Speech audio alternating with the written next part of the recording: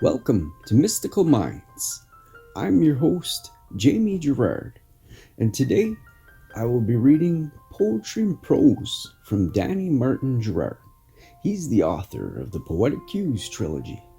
You can find his work at dannygs.fortoday.com or Mystical Minds YouTube channel and podcast, co-owned with myself, Jamie Gerard.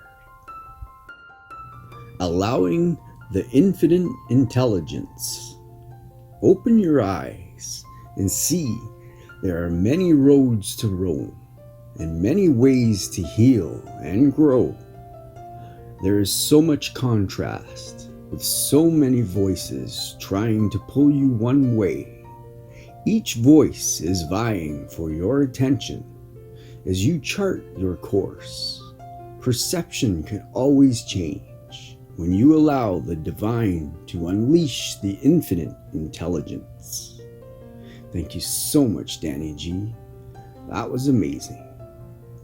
And I believe this poem, when you do allow the divine to unleash its intelligence and just follow the doors that open with that, you'll be so happy. And when you don't expect or believe that it should be one way and just follow the doors that open and follow the roads that the universe, God gives you.